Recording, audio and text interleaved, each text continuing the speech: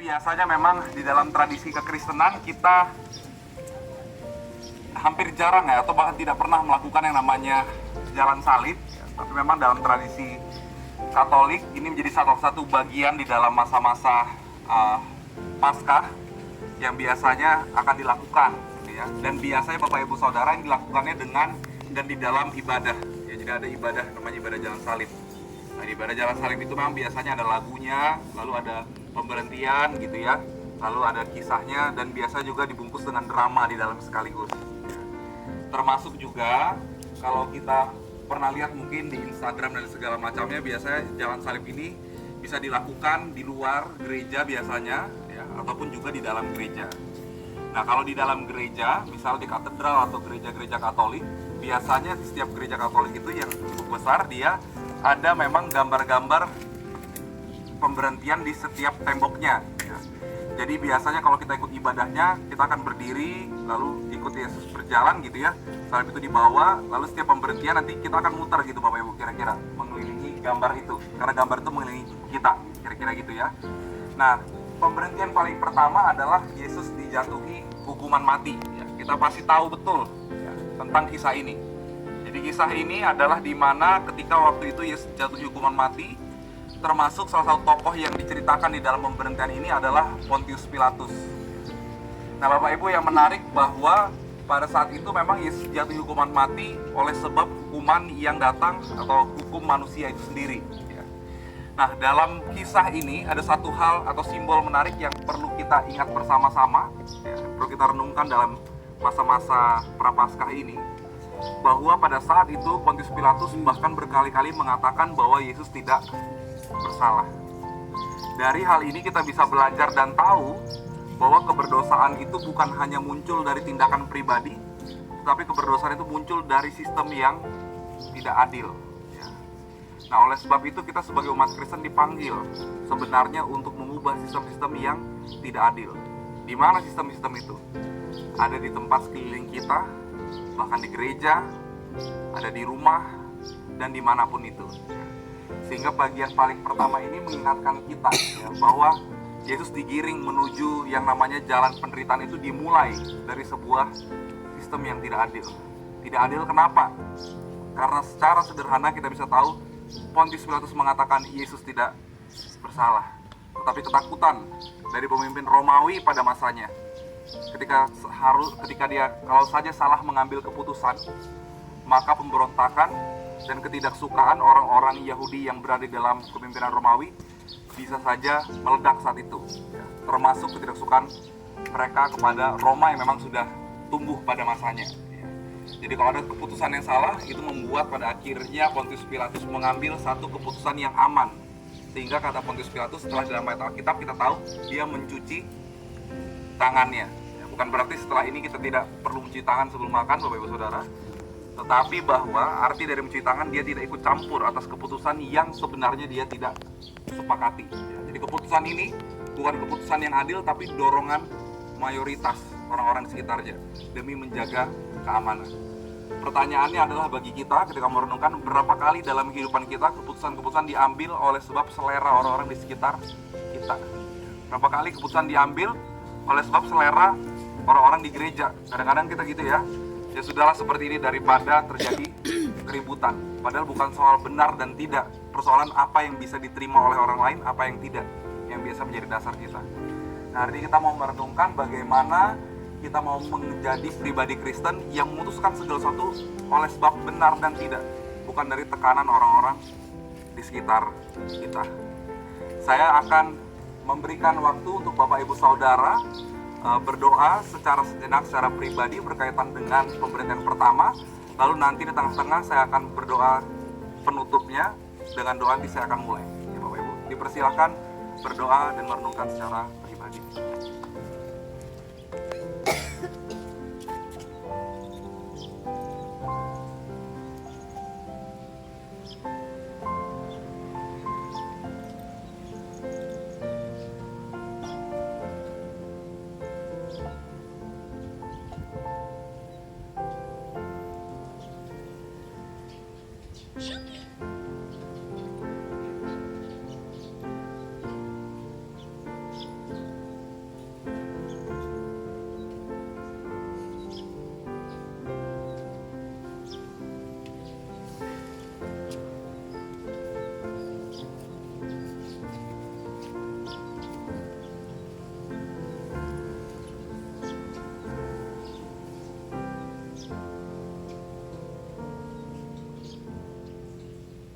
Mari kita berdoa. Tuhan Yesus, Engkau menerima hukuman yang tidak adil demi keselamatan kami. Ajarilah kami untuk tetap setia pada kebenaran, meskipun menghadapi tekanan dan ketidakadilan. Dalam nama Tuhan Yesus Kristus kami bersatu dalam doa. Amin. Kita akan lanjut Bapak Ibu ke pemberhentian selanjutnya yang juga masih ada di dekat kita ya.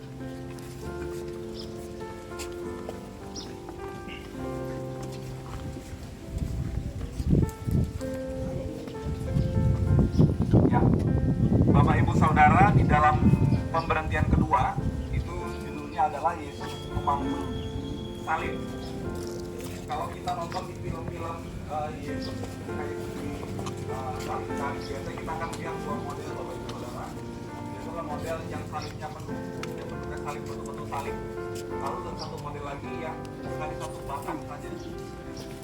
Nah, kalau di dalam drama-drama di gereja, kita akan melihat model salibnya penuh. Tetapi bahwa ketika Yesus memanggul salib, ada satu hal yang juga menarik, bahwa sebenarnya pada masanya ya, sangat memungkinkan bahwa seorang itu memanggul satu batang saja, batang satunya itu sudah berbatang. Nah, batang yang satu panjang itu biasa ada istilahnya adalah satu bulu atau batang panjang itu. Dan itulah yang Yesus bawa di dalam dan melalui pundaknya. Dan memang batang itu juga tetap cukup berat Bapak Ibu, meskipun tidak penuh di bawahnya, tetapi tetap menjadi satu hal yang berat untuk dibawa. Nah Bapak Ibu Saudara, kalau kita mengingat satu kisah di Perjanjian Lama, Bapak Ibu Saudara pernah juga kita bisa katakan semacam berparalel dengan kisah yang berada di dalam Perjanjian Lama. Kalau di Perjanjian Lama kita lihat bagaimana seorang bapak yang punya anak pada saat itu, anak kandung salah satunya. Lalu ketika Tuhan mengatakan anak itu harus dikorbankan, maka si Abraham ini kan bawa anaknya ke atas. Nah di dalam perjalanan Yesus juga ketika dihendak dibawa ke atas bukit, kira-kira sedemikian adanya. Artinya bapaknya yang meminta anak ini untuk naik juga ke atas bukit itu. Ya. Tetapi yang menarik saudara, di dalam perjalanan yang di Perjanjian Lama, bahwa pada akhirnya sang anak ini tidak jadi dikorbankan dan diganti dengan yang namanya domba ya. Seperti yang ada di Perjanjian Baru, bahwa domba itulah sekarang yang naik ke atas.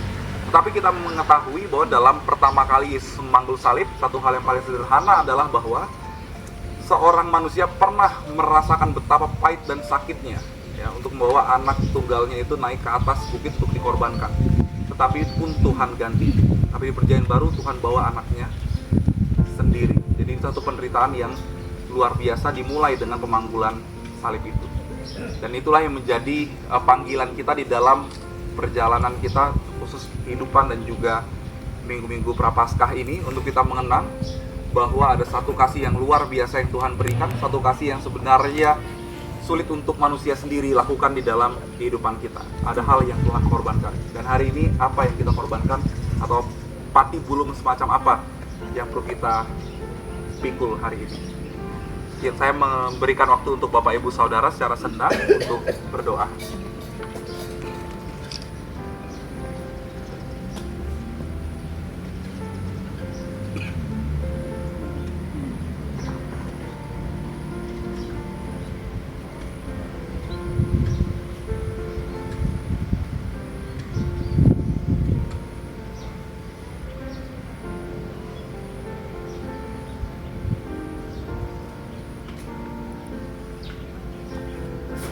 Tuhan Yesus, Engkau memikul salib dengan penuh ketaatan kepada Bapa.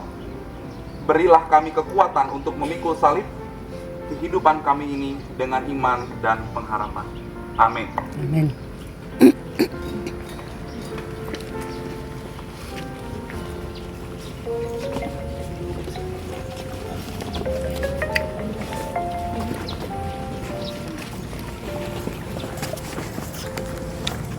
Ya, baik. Bapak Ibu Saudara, ini adalah pemberhentian ketiga, yaitu adalah Yesus jatuh untuk pertama kalinya. Yang menjadi fakta menarik bahwa memang Injil tidak mencatat Yesus jatuh, tetapi secara historis memang secara tradisi dia dilihat bahwa dan diceritakan bahwa memang Yesus terjatuh beberapa kali, dan termasuk bagian paling pertamanya adalah apa yang kita baca ini. Dan memang yang kehilangan banyak darah, ada luka-luka yang sangat berat, terkhusus juga ada kelelahan di dalam dirinya. Nah, cambukan yang berada atau yang dipakai oleh Romawi memakai alat yang namanya flagrum, Bapak Ibu Saudara. Dan alat itu adalah dengan ujung tulang dan logam yang biasanya bisa merobek kulit kalau kena. Nah, kalau kita pernah nonton, ada salah satu film yang cukup menggambarkan kisah itu. Kalau Bapak Ibu pasti pernah ya kita nonton yang namanya Passion of Christ, ingat saya. Cambuknya itu yang memang tertancap, lalu tertarik, lalu jadi daging dan kulit itu tersobek. Ya, kira-kira cambuknya berfungsi dengan hal yang sekiranya seperti itu. Dan dengan cambuk itu dan dengan apa yang sudah dilakukan, pada akhirnya Yesus jatuh untuk pertama kalinya. Apa artinya, saudara? Kenapa ini menjadi salah satu bagian perhentian bagi kita?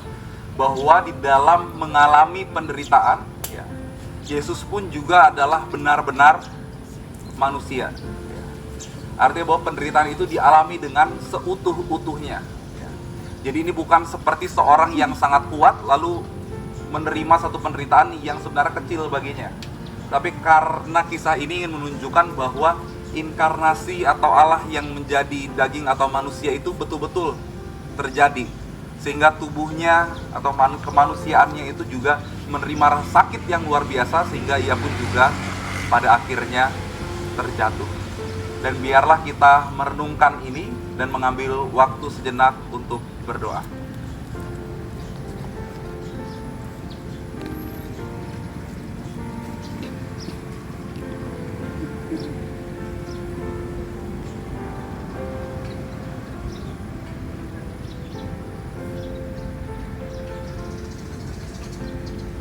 Tuhan Yesus, Engkau jatuh karena beratnya penderitaan.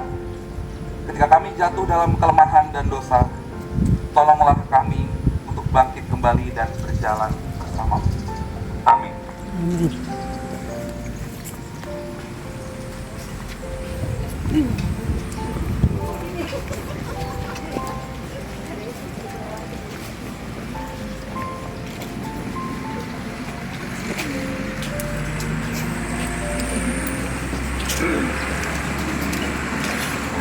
Ya, Bapak Ibu, ini adalah pemberian keempat, yaitu adalah Yesus yang berjumpa dengan ibunya.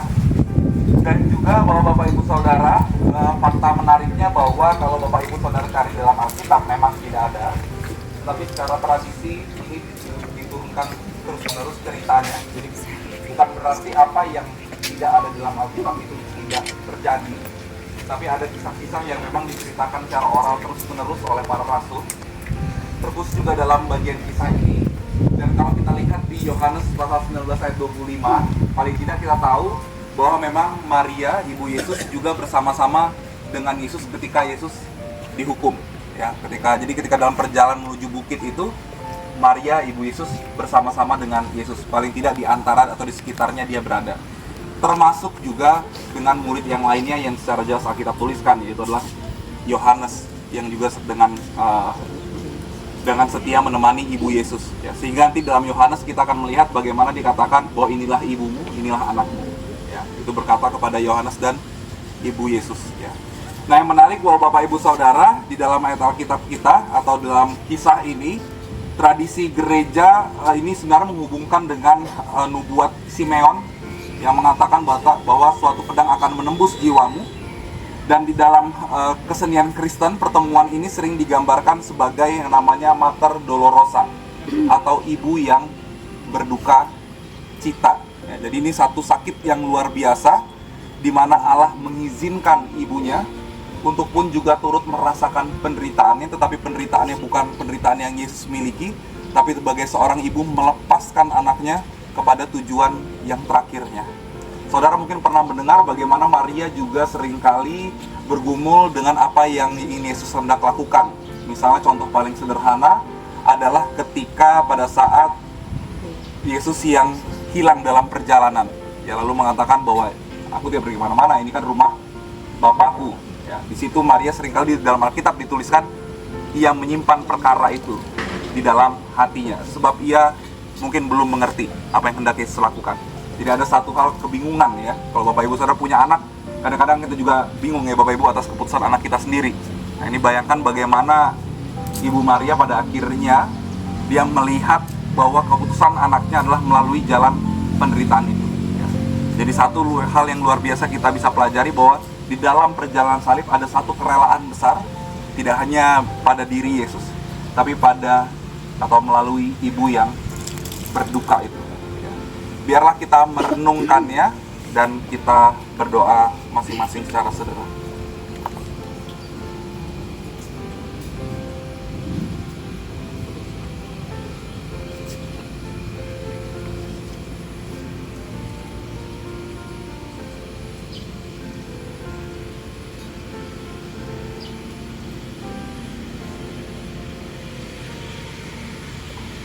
Tuhan Yesus, di tengah penderitaan Engkau berjumpa dengan ibumu yang penuh kasih. Ajarlah kami untuk saling menguatkan dalam kesulitan dan tetap setia di dalam kasih. Amin. Sebagai tambahan Bapak Ibu yang lupa saya ucapkan bahwa Maria seringkali direpresentasikan sebagai umat Israel yang setia. Ya, jadi tetap setia di dalam penantiannya dengan apa yang ingin Yesus lakukan meskipun di dalam penderitaan dan pengorbanan. Kita lanjutkan ke pemberhentian kelima.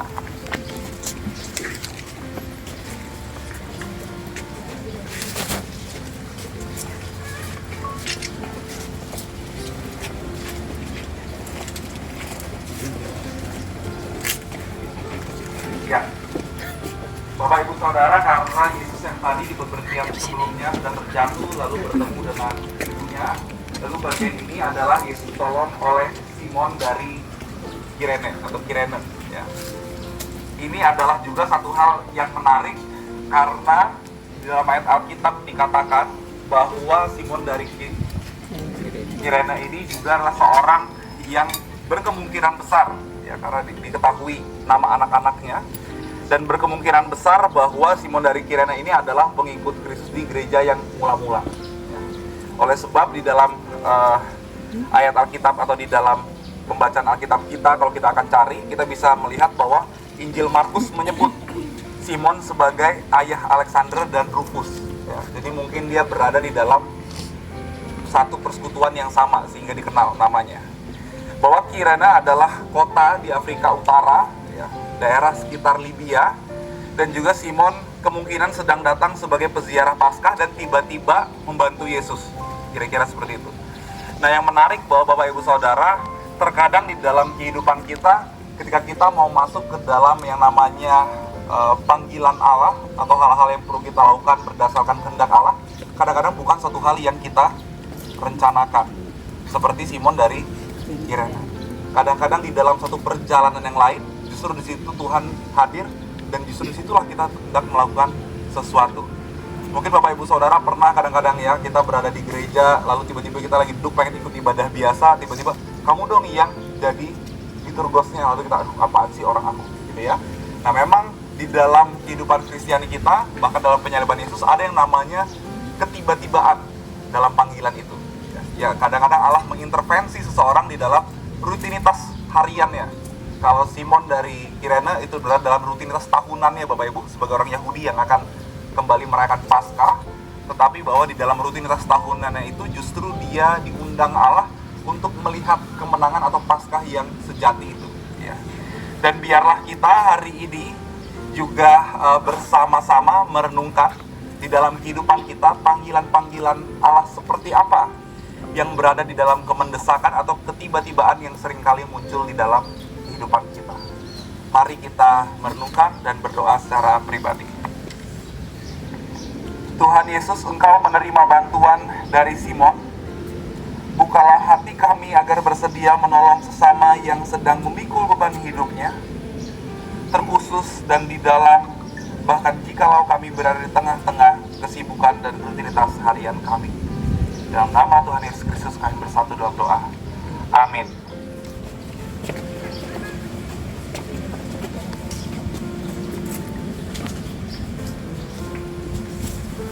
Ya, Bapak Ibu, ini adalah bagian wajah Yesus dimenang oleh Veronica. Bahwa fakta menarik, kisah ini tidak tercatat jelas di dalam Injil, Jadi tradisi memang mengatakan bahwa ada wajah Yesus tercetak pada kain yang dipakai oleh Veronica yang ketika mengalami wajahnya. Nah, kalau saudara akan berziarah, misalkan saudara akan pergi misalnya ke daerah Yerusalem sana, saudara pernah mendengar ada satu kain yang tercetak wajah Kristus di situ, ya, oleh sebab darahnya. Nah, kata Veronica sendiri itu sebenarnya juga seringkali dihubungkan, memang bukan arti aslinya, tapi dihubungkan dengan istilah dalam tradisi Kristen disebut sebagai Vera Ikon atau Vera Icon, atau artinya bahwa gambar yang sempurna atau yang sejati itu, ya, juga dikaitkan dengan bagaimana wajah itu tercetak di dalam kain itu. Kisah ini populer di dalam abad pertengahan, tetapi bahwa memang sekali lagi tidak ada tertulis secara jelas dalam Alkitab, tetapi memang diceritakan melalui tradisi yang disampaikan terus-menerus. Tetapi ada satu hal yang paling menarik bagi kita, bahwa di dalam penderitaan Kristus kadang-kadang juga yang dihargai atau yang dilihat oleh Allah juga bukan suatu tindakan yang besar, tetapi tindakan-tindakan yang sederhana. Kadang-kadang tindakannya sederhana, hanya mengelap saja. Tapi dari tindakan sederhana itu terlihatlah bahwa ada sebuah keprihatinan luar biasa atau kesedihan yang dialami oleh Veronica ini.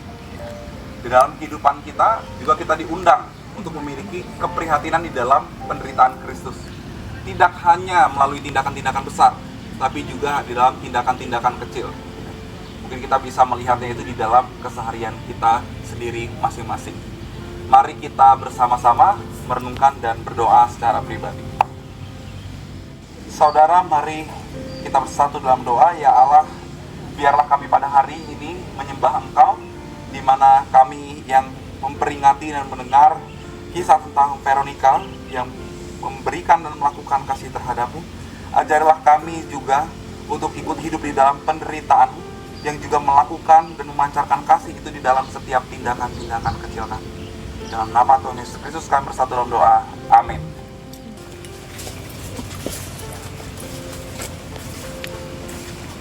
Ya, saudara, ini bagian yang ketujuh, yaitu bahwa adalah Yesus jatuh untuk kedua kalinya. Nanti akan ada Yesus jatuh untuk ketiga kalinya. Tetapi beberapa hal yang bisa kita pelajari secara sederhana, karena ini adalah pemberhentian yang kisahnya sama seperti pemberhentian yang sebelumnya, bahwa ketika Yesus jatuh untuk kedua kalinya itu menyatakan bahwa memang betul-betul tubuhnya sudah tidak sanggup lagi, ya, artinya bahwa jadi satu hal yang dia alami.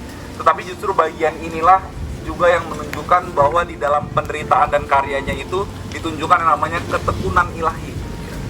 Jadi meskipun dia jatuh berkali-kali, ya, dia punya persistensi yang luar biasa untuk sampai kepada bukit itu. Pertanyaan bagi kita adalah bahwa kalau Allah dengan sangat tekun jatuh berkali-kali dan dia berusaha bangkit lagi, lalu bagaimana dengan kita ketika kita menghadapi penderitaan di kehidupan kita pribadi ataupun juga di gereja? Mari kita berdoa dan merenungkannya secara pribadi.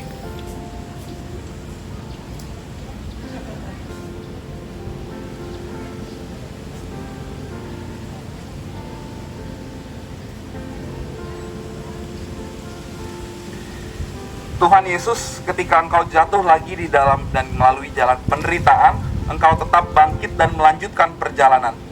Berilah kami ketekunan ketika hidup kami hari ini terasa berat.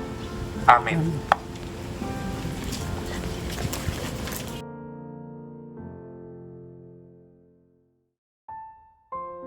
Di mana ketika Yesus dalam penderitaan, Yesus berkata-kata cukup panjang, ya Bapak Ibu.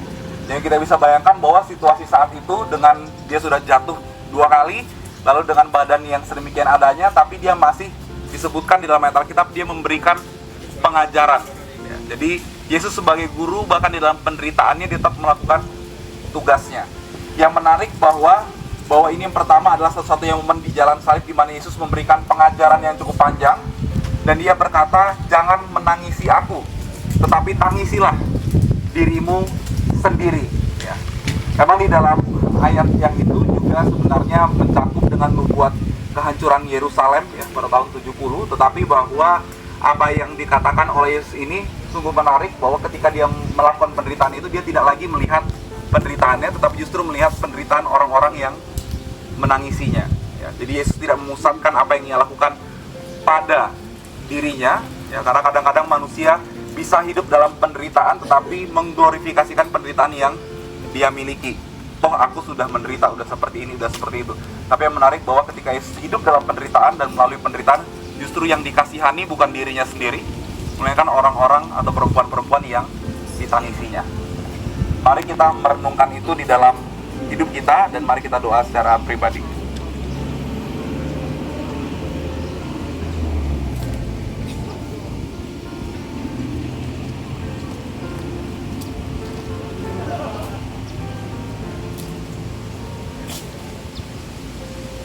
Tuhan Yesus, ketika Engkau jatuh lagi di jalan penderitaan, Engkau tetap bangkit, dan juga bahkan Engkau memberikan pengajaran-Mu. Di dalam penderitaan-Mu Engkau masih menghibur orang lain. Ajarilah kami untuk tetap peduli kepada sesama, bahkan ketika kami sendiri sedang terluka. Amin.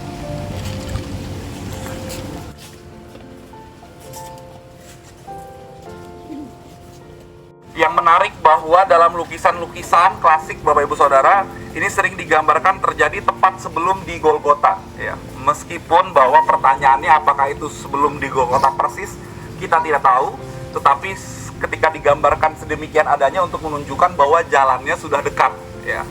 Tetapi bahwa di dalam ayat Alkitab kita, ketika kita melihat Yesus berada dekat dengan Golgota, adalah satu, kita bisa katakan satu masa-masa yang dimana Yesus sudah sepenuhnya lelah sekali, saudara sekalian. Jadi ini kalau yang pertama itu dia sudah jatuh, lalu yang kedua jatuh, kita bayangkan yang jatuh ketiga kalinya itu, kalau di dalam drama-drama, biasanya jatuhnya itu sampai salibnya meniban dia. Bisa digambarkannya sedemikian, artinya bahwa untuk menopang saja sudah tidak bisa lagi, ya.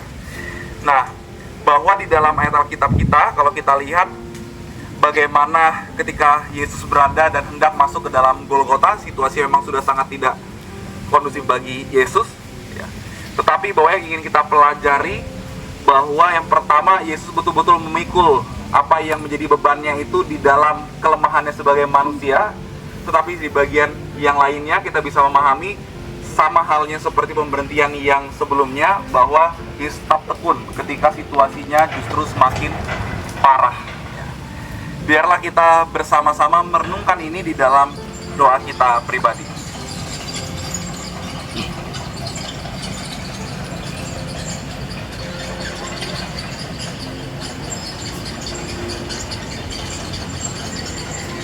Tuhan Yesus, ketika kekuatanmu hampir habis, Engkau tetap berjalan menuju salib.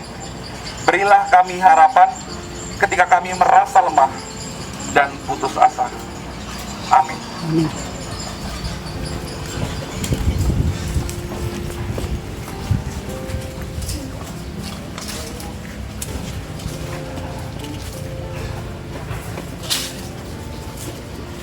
Ya, saudara, ini bagian atau pemberhentian ke-10, yaitu bahwa Yesus dilucuti pakaiannya.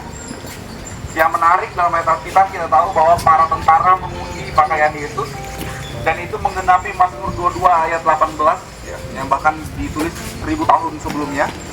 Dan dalam penyaliban Romawi, korban biasanya disalibkan tanpa pakaian untuk dipermalukan. Ya, pertanyaannya kenapa?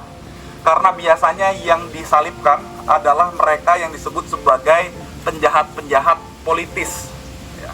Jadi seseorang yang dianggap ancaman bagi Romawi, atau tokoh-tokoh yang kita bisa katakan punya kekuatan untuk menggerakkan orang-orang yang lain, biasanya akan dilucuti pakaiannya dan dipermalukan untuk, ya, supaya ada efek jera terhadap mereka yang mengikuti, dan juga kita bisa katakan untuk menekan orang Yahudi secara sosial biasanya. Makanya metode penghukuman, tidak hanya ada satu metode saja sebenarnya dalam penghukuman mati, tapi yang biasa digunakan untuk penjahat politik atau mereka yang punya gerakan-gerakan tertentu seperti orang zelot dan segala macamnya, biasanya akan dihukum dengan cara yang dipermalukan seperti itu. Nah, Bapak Ibu Saudara, yang menarik bahwa ini juga mengingatkan dengan satu kisah, ya, bahwa ketika Yesus dilucuti dan ditelanjangi, mengingat bahwa satu masa di mana manusia masuk ke dalam dosa, yang merasa dan melihat pada akhirnya dirinya telanjang. Kita ingat ya kisah Adam dan Hawa, justru di dalam keberdosaan seorang justru mengetahui keterlanjangannya. Dan biarlah hari ini bahwa Kristus tidak mempertahankan harga dirinya atau martabatnya, justru dia mengakhiri apa yang dia lakukan dengan cara yang paling memalukan. Dan bagaimana dengan kita hari ini? Apakah kita masih mempertahankan hal-hal itu ketika kita memperjuangkan nilai-nilai Kristiani? Mari kita merenungkannya dan mari kita doa secara pribadi.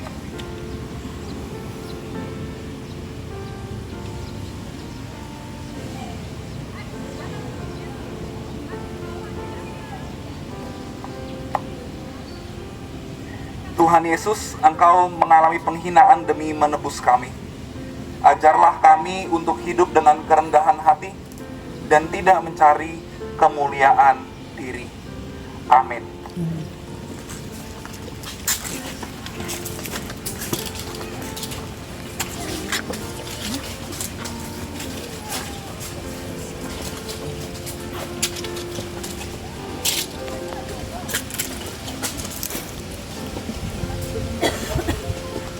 Dan ini pemberhentian ke-11, saudara, pemberhentian di mana Tuhan Yesus kita disalibkan.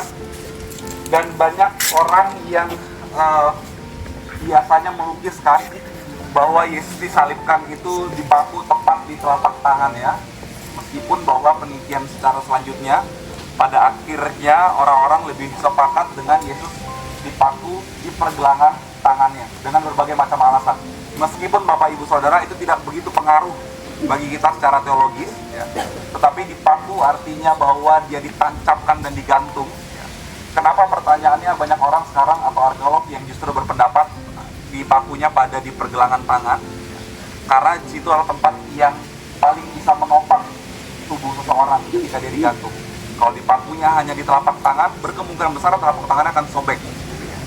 Nah, Bapak Ibu Saudara, ketika kita melihat ini, kita bisa mengingat bahwa penyaliban bisa membuat korban itu mati perlahan. Itu tujuannya, Bapak Ibu Saudara. Jadi penderitaan itu terpampang jelas, ya. Jadi dengan mana kisah Yesus, kita tahu bahwa dia tidak langsung mati, tapi bahkan dia sempat mengatakan aku haus dan segala macamnya, ya.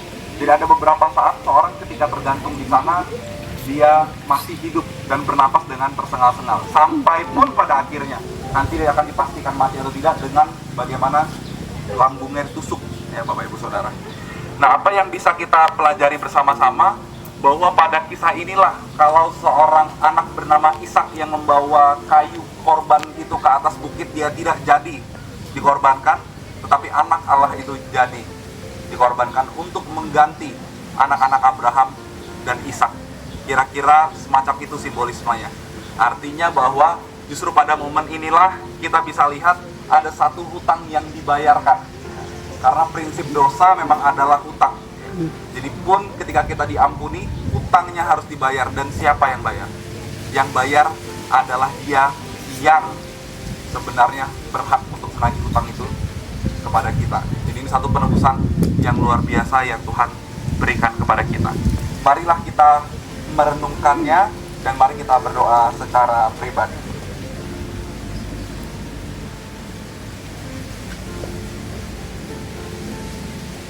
Tuhan Yesus, Engkau rela dipaku, disalib karena kasih-Mu kepada dunia. Tanamkan dalam hati kami kasih yang rela berkorban bagi sesama. Amin.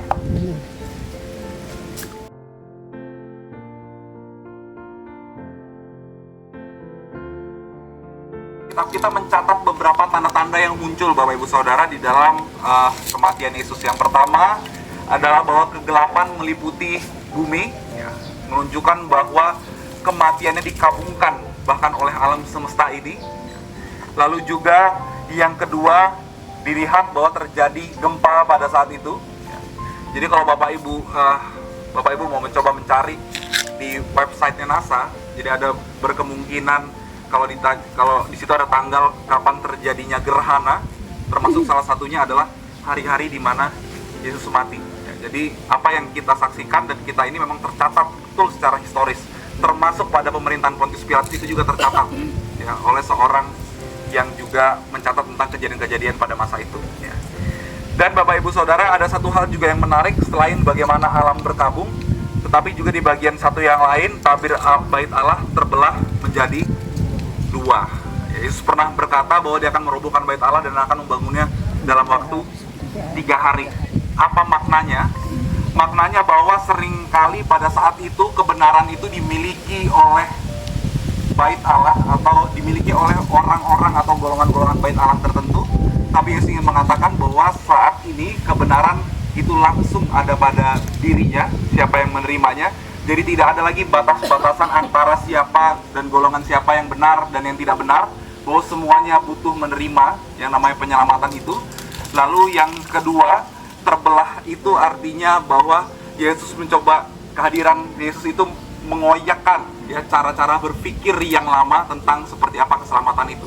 Dari mana kita bisa mengetahui cara berpikir orang-orang pada masanya? Kalau saudara ingat kisah percakapan Yesus dengan Nikodemus, bahwa seorang harus lahir kembali. Nikodemus adalah seorang yang dikatakan guru yang memahami bahwa keselamatannya adalah oleh sebab tingkah lakunya yang berhasil memenuhi hukum Taurat. Tapi bagi Yesus bukan, keselamatan ada pada ayat yang ke-16 di Yohanes 3, yaitu karena begitu besar kasih Allah akan dunia ini, dan seterusnya. Demikian, biarlah kita berdoa dan merenungkannya secara pribadi.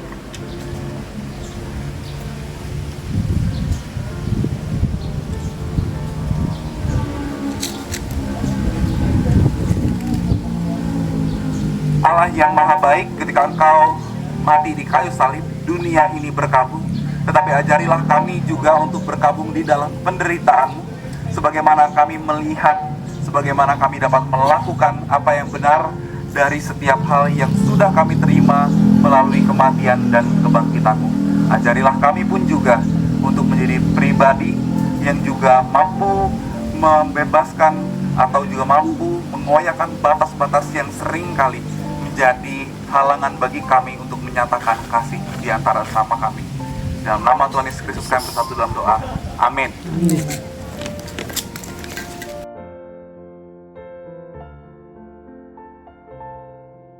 Golongan, kita bisa katakan majelis besar saat itu. Majelis besar itu punya nama tersendiri, yaitu adalah Sanhedrin. Jadi orang-orang Sanhedrin ini adalah orang-orang yang terpilih dari setiap golongan, misalnya Farisi, gitu ya, Saduki dan segala macamnya, yang berada di dalam majelis itu untuk memutuskan perkara-perkara yang berkaitan dengan Taurat, termasuk dengan masa-masa di mana mereka pada akhirnya menjatuhkan hukuman secara religius oleh Yesus sendiri. Nah, yang menarik, seorang anggota Sanhedrin ini dikatakan dia berada di situ, berarti ada kemungkinan besar memang dia mengikuti, dan berkemungkinan besar bahwa dia tidak menyepakati apa yang golongannya atau apa yang kelompoknya setujui saat itu. Terlihat bagaimana pada saat itu seorang bernama Yusuf Arimatea ini juga dia kita bisa katakan dia bahkan memberikan ya kuburnya atau tanah daripada atau buah daripada tempat di mana pada akhirnya Yesus akan dimakamkan. Dia digambarkan dalam tanda kutip sebagai seorang murid Yesus secara diam-diam biasanya.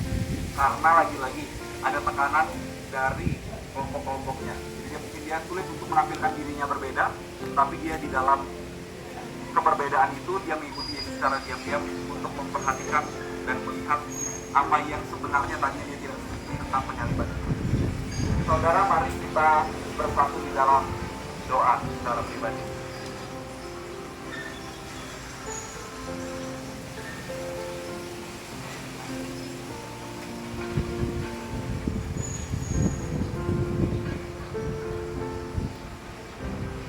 Ya Tuhan, pada hari ini ketika Engkau sudah diturunkan dari salib dan kami belajar dari seorang bernama Yusuf dari Arimatea, ajarilah kami pun juga untuk dapat turut ikut bersamamu hingga pada akhirnya, meskipun kami juga bisa dikatakan bahwa kami pun ketika mengikut Engkau mungkin kami menerima tekanan-tekanan dari orang-orang di sekitar ataupun dari lingkungan. Tapi ajarilah kami ya Bapak untuk terus-menerus melakukan tindakan-tindakan kecil dan setia di dalam kehendak Allah meskipun tidak dilihat oleh orang lain. Dalam nama Tuhan Yesus Kristus kami bersatu dalam doa. Amin.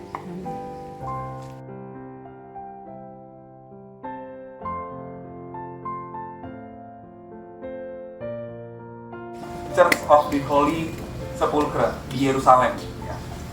Jadi simbol kubur ini bukanlah berarti menandakan ini akhir cerita, Tapi simbol kubur ini menandakan bahwa betul-betul tubuhnya sudah selesai dan disemayamkan seperti sebagaimana manusia biasa disemayamkan.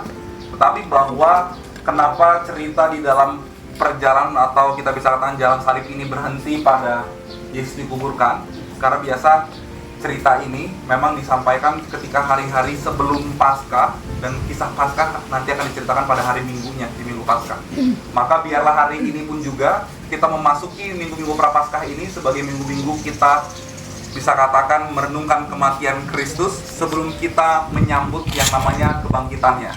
Paulus sendiri mengatakan seorang yang menerima keselamatan adalah seorang yang juga turut mati di dalam dan bersama Kristus dan pada akhirnya akan dibangkitkan. Artinya bahwa kita tidak hanya bisa mengatakan aku bangkit bersama dengan Kristus tanpa aku memahami dan ikut dalam kematiannya. Biarlah saudara kita berdoa bersama-sama. Ya Tuhan, terima kasih pada hari ini di dalam perjalanan salib ini kami dapat melihat bahwa penderitaan-Mu begitu sungguh besar, dan biarlah di dalam perjalanan kehidupan kami tidak hanya menjadikan apa yang sudah kami lakukan ini sebagai satu simbol-simbol saja, tapi menjadi satu perenungan yang mendalam bahwa Engkau telah mati bagi kami.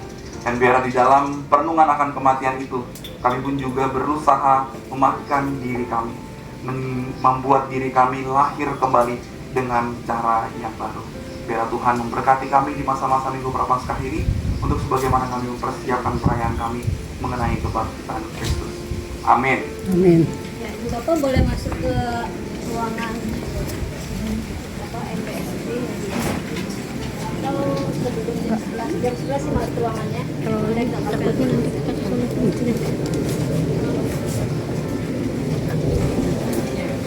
Takutnya nanti ya gitu.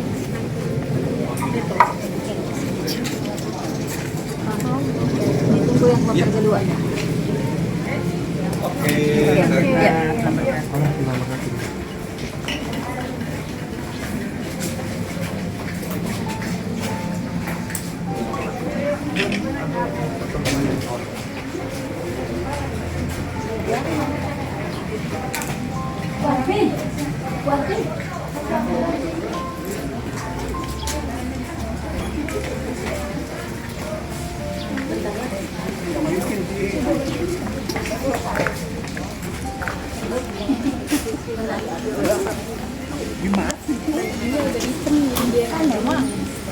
Masih kuat opung. Masih kuat. Masih. Puji Tuhan. Kan ini sejarah langka. Iya. Kalau saya itu perjalanan Yesus Kristus, saya udah ke berapa ya, kan di Yunani ada Thessalonika, terus yang waktu dia puasa, yang waktu zaman sejarahnya yang perang salib ada di sana. Kalau sampai saya ini, iya, saya 2 bulan di sana di rumah anak, iya. Kalau masuk dari gereja ke gereja enak ya. Oh iya, gerejanya di sono itu kecil-kecil, ya bagus. Cuman gereja di sono tuh yang saya tahu sebagian gitu ya, kan kami Protestan, jadi gerejanya itu buat ortodok, buat apa, satu gereja, ada yang gereja pagi, ada yang siang, ada yang sore. Di sana juga ada yang kayak gini perjalanan, namanya tur religi, namanya seperti yang ada. Jadi sejarah-sejarah ini, sejarah-sejarah Yesus Kristus sama teman-temannya. Agama Kristen ya berkembang di Yunani kan. Iya. Mayoritas di Yunani. Karena kan Yunani tanahnya kan sebagian batu-batu gunung, jadi dari Terus kalau ke sana sini gereja gitu ya. Iya. Apalagi kalau ke sana kalau lagi musim salju, enak untuk anak. Saya itu Desember sampai Februari. Oh, lagi sejuk tuh. 2 bulan. Iya, lagi ini kalau Februari pas Masih musim pulang dingin. kan tanggal 11. Lagi puncaknya salju.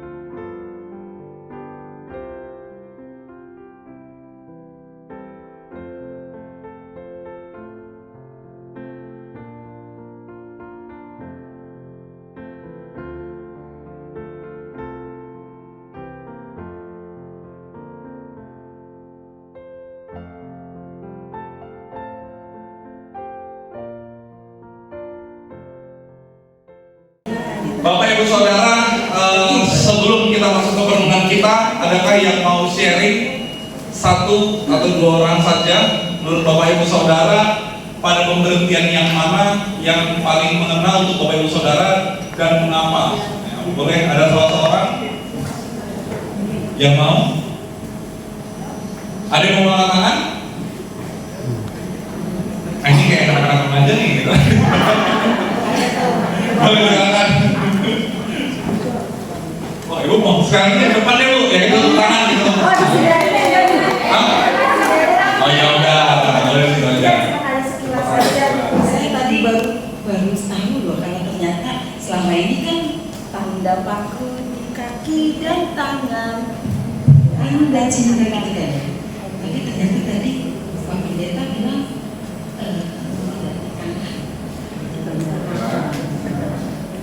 nanti begitu perkenalan langsung kenal Mic-nya.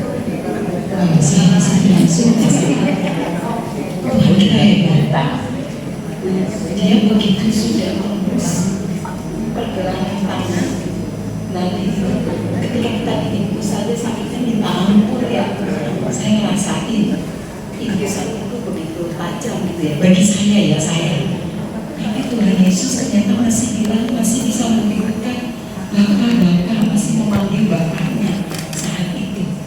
Itu adalah pergelangan tangan yang sakitnya luar biasa.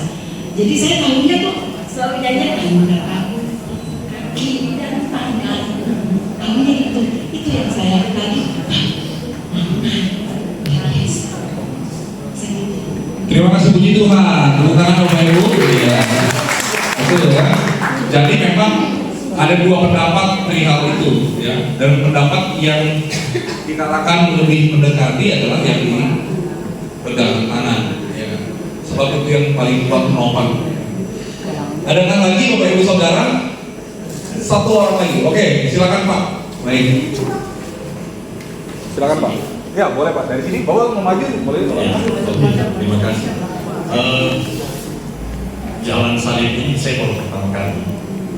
Dan hal yang pertama itu menurut saya tradisi gereja yang punya di Katolik ini menurut saya tradisi yang juga bisa dikembangkan di kita kali ini. Paling tidak itu tergambar bahwa banyak orang mengatakan bahwa Kristus, terutama saudara-saudara kita di seberang mengatakan bahwa Kristus tidak mati. Nah, perenungan jalan salib ini menurut saya memperlihatkan bahwa secara sejarah, secara apapun itu dia mati dan menderita begitu rupa. Jadi ini adalah statement yang sangat kuat yang harusnya menjadi berita yang kita sampaikan dan kita renungkan bagi orang lain mulai dari diri kita. Terima kasih.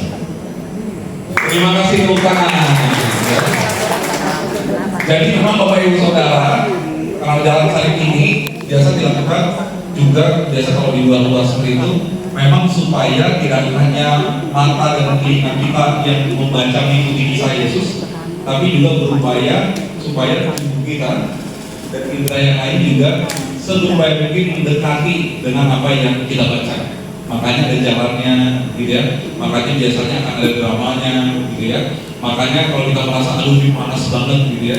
Apalagi kalau dibayangkan kalau ya dia modeling ada lagu-lagu di antara semuanya itu pasti kita akan rasanya ya Tuhan cukup Tuhan kayaknya ini jalan salib berat, gitu ya.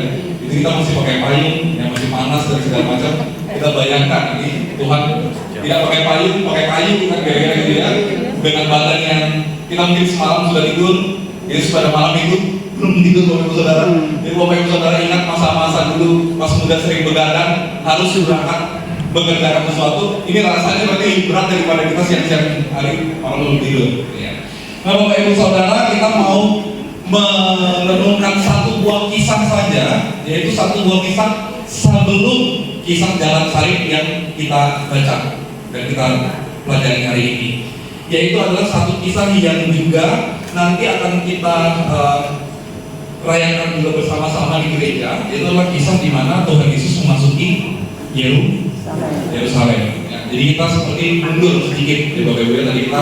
Tadi kita lihat kisah penderitaannya, tapi satu saja kita di bagian yang sebelumnya. Saya akan bacakan untuk kita semua dari Lukas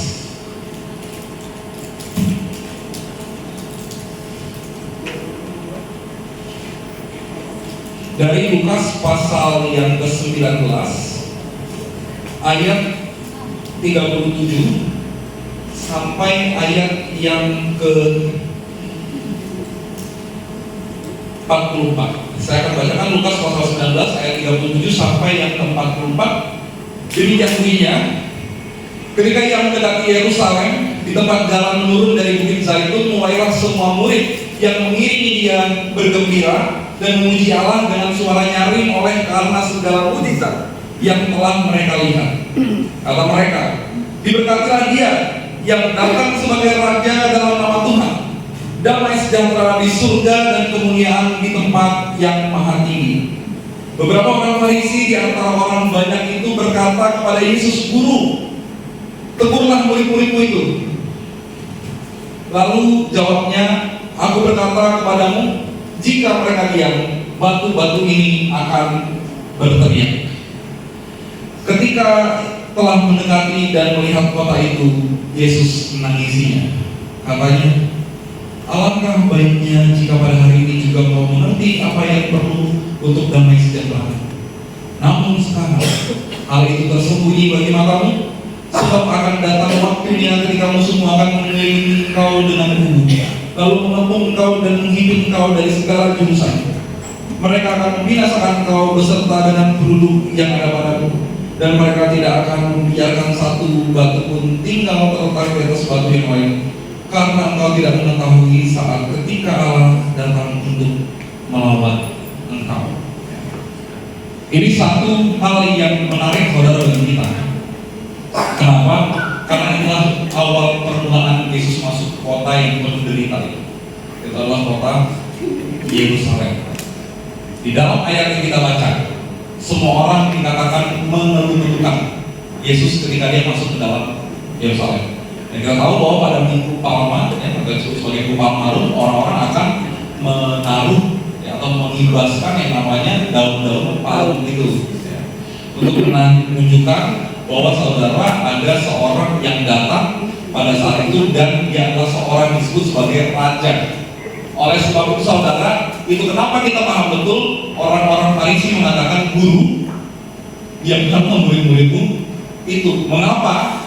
Karena pada saat itu kalau ada orang yang dengan suasana atau euforia yang besar dan disebut sebagai raja, maka orang-orang yang biasanya diminta untuk meniadakan orang-orang tersebut adalah orang-orang yang bisa dikatakan pemuka-pemuka agama pada saat itu. Ya.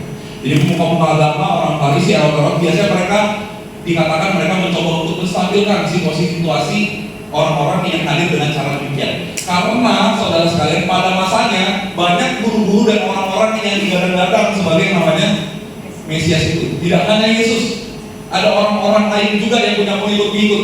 Jadi kalau pengikut ini pengaruhnya terlalu besar, lalu kendalinya tidak lagi dalam bait Allah, maka kalau bisa itu diatur, kira-kira seperti itu.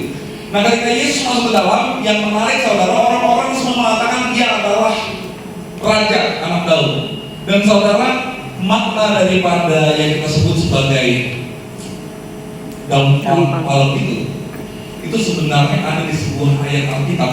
Sayangnya memang tidak ada pada ayat Alkitab. Ini ada pada kitab yang kita sebut Deuteronomi atau kitabnya orang Katolik, bagian yang tidak kita punya. Jadi di bagian yang tidak kita punya itu bukan berarti karena itu tidak benar saudara, tetapi karena memang dia tidak berhubungan langsung dengan konteks, kita bisa katakan dengan Kristus dan pengajaran kita dengan Kristus. Makanya biasanya Bapak Reformasi akan disebutkan itu keluar. Tetapi sebuah kitab yang namanya kitab Makabe, ada sebuah pemberontakan yang besar terjadi pada saat itu, dan pemberontakan itu dilakukan dengan daun palem. Oleh sebab itu ketika orang angkat daun palem pada masanya di kepala orang-orang dan orang-orang yang mengerti isi Makabe, ini akan terjadi satu pemberontakan yang besar. Dan kita tahu bahwa kisah yang itu terjadi pada saat mendekati malam Paskah. Apa malam Paskah, saudara? dipercayai oleh orang-orang di Perjanjian Lama dan Baru pada masa Yesus, masa-masa ketika bangsa Israel keluar ke tanah Mesir. Jadi kita bisa bayangkan Bapak Ibu ya. Jadi pemahaman umumnya adalah bahwa mereka akan keluar dari sebuah bangsa yang menjajah mereka. Kalau kemarin Tuhan sudah bawa kami melalui Musa keluar dari Mesir, hari ini dekat Paskah ini kami akan makan Paskah bersama, mengingat dengan kami dan pada malam inilah. Itu sebabnya kenapa Yesus ditangkap malam-malam hari sebelum atau dekat sekali dengan perayaan Paskah itu, supaya tidak ada pergerakan setelahnya. Kalau kita membacanya dalam situasi politik, kenapa Roma memutuskan hal yang sedemikian adanya.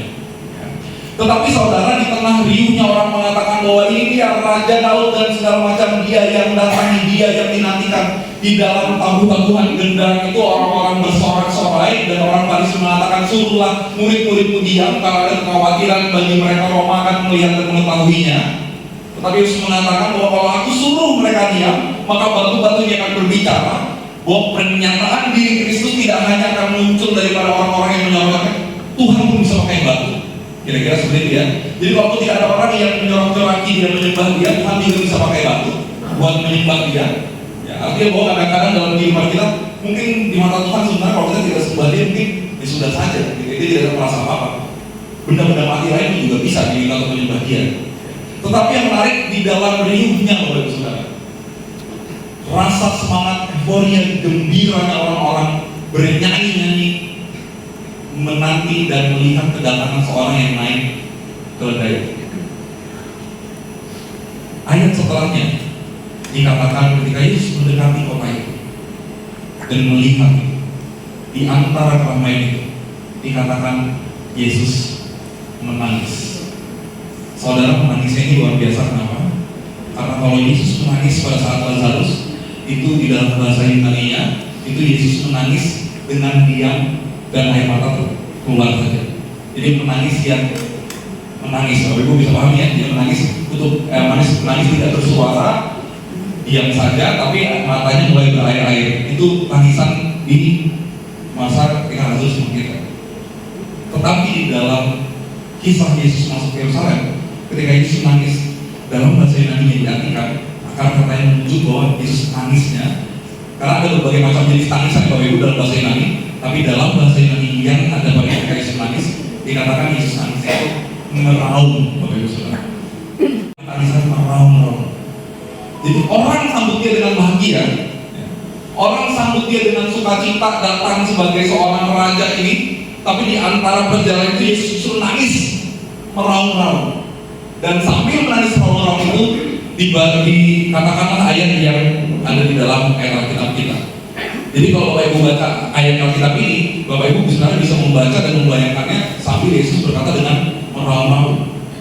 Mungkin tidak terdengar oleh orang-orang banyak di sekitarnya, tapi orang-orang di dekatnya pasti tahu Yesus nangis karena dia nangis dengan meraung-raung. Di dalam ayat Alkitab dikatakan katanya, alangkah baiknya jika pada hari ini juga kamu mengerti apa yang perlu untuk damai sejahteramu. Namun sekarang hal itu tersembunyi bagi matamu. Saudara, di tengah kebahagiaan yang luar biasa orang pada saat itu datang, tetapi Yesus sangat bersedih sekali karena orang-orang di sekitarnya yang menyambut dia dengan sorak-sorai tidak tahu apa yang hendak Yesus lakukan. Saudara, kita masuk dalam kematian lalu orang lain bersorak-sorai kira-kira seperti itu. Mereka bersorak-sorak untuk hal yang lain yang bukan Yesus ini, yang bukan Yesus lakukan. Apa itu? Yaitu berkaitan dengan konsep mesianik yang ada pada masanya. Kita tahu bahwa Mesias yang pada saat itu datang bagi mereka harusnya membawa bangsa Israel menuju kejayaan seperti pada masa Daud, maka disebut sebagai anak Daud. Ya, tetapi Yesus tidak ingin melakukan itu, sehingga ketika Yesus tidak melakukan itu, apa kata mereka? Salibkan dia, kira-kira seperti itu ya. Jadi mungkin bagi orang Farisi dan ahli Taurat dan segala macam juga mungkin sebenarnya merindukan bahwa Yesus betul adalah Mesias yang akan membawa mereka. Dan pertanyaan, kalau bukan, habislah kami, dan kira-kira seperti itu. Kalau ternyata dia bukan, habislah kami kalau sudah kami dulu. Dia harus betul adalah seorang Mesias, sehingga kalau kita lawan pemberontakan kita menang, kan kira-kira gitu. Tetapi yang menarik bahwa Yesus tidak lakukan apa yang mereka lakukan, yang ingin mereka lakukan. Nah, pada malam Paskah itu, akhirnya semua orang yang berharap menjadi kecewa. Mereka menjadi kecewa bukan karena Tuhan tidak melakukan apa yang mereka lakukan, inginkan. Tapi mereka menjadi kecewa karena keinginan mereka berbenturan dengan kehendak Allah itu sendiri. Saudara, hari ini di dalam memasuki minggu-minggu ke depan berkaitan dengan juga masa-masa Jumat Agung dan segala macam, yang perlu kita tanyakan kadang-kadang bukan berkaitan tentang apakah Tuhan hadir dalam kehidupanku, tapi apakah ketika Tuhan hadir dalam kehidupanku, aku bisa menyesuaikan kehendakku dengan kehendak Tuhan. Apakah ketika aku mau ikut berjalan bersama dengan Yesus, supaya aku mengerti, apakah aku bisa menyesuaikan diriku dengan tujuannya. Karena yang kacau di dalam ayat Alkitab adalah mereka ingin mendikte Allah untuk ikut dengan tujuan mereka. Itu yang bikin mereka kecewa. Dan berapa kali dalam kehidupan kita menjadi kecewa sebab Tuhan tidak ingin melakukan apa yang kita lakukan. Dan biar kita renungkan ini saudara, sebagai renungan singkat kita, bahwa seringkali kita membuat Kristus menangis bahkan sebelum masuk dalam kayu salib, sebab kita tidak mengerti. Kita terkelabui di dalam ayat Alkitab dikatakan matanya terkelabui, tertutup sesuatu. Tertutup apa? Tertutup kehendak pribadi. Itu yang terjadi pada Petrus. Itu bahkan yang terjadi pada Yudas.